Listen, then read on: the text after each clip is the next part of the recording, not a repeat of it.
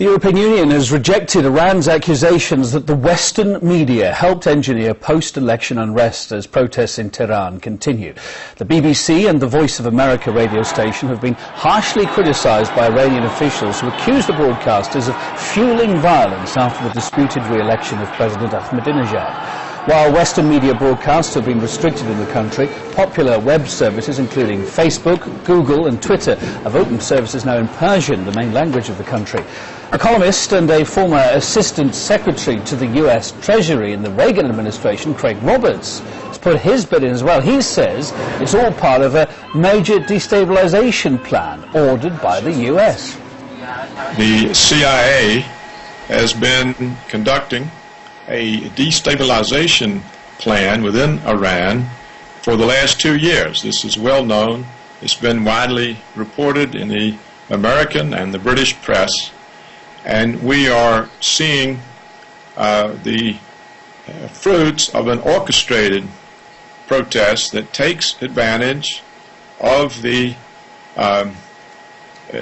youth in Tehran.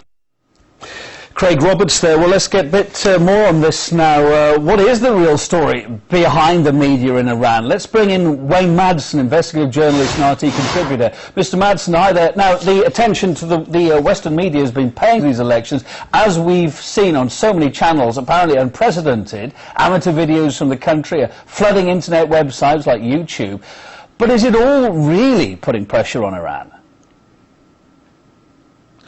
Well, I don't think so, and I think what we have to worry about is the blowback effect. We already see Iran now limiting internet access, what's known as a technology blockade, which has the opposite effect of what many of these outside Western influence may have wanted to see.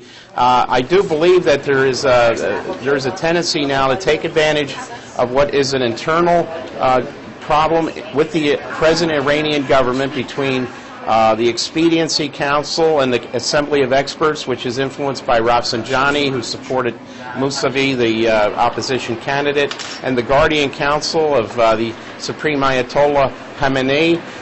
But there's these outside influences that are trying to make the best, or the worst in this case, of a situation that should best be left to the Iranian government and the opposition to handle. I would note that President Obama is under immense pressure here to get more actively involved, but as yet he's not succumbing to this neoconservative pressure, most of it coming from the Republicans in Congress. I want to explore this conspiracy theory with you a little more. Kenneth Timmerman, head of the US-based Foundation for Democracy in Iran, described a green revolution on his website that the day before the election. The description now, of course, being adopted to describe the protests in Iran. Do you think that suggests anything suspicious?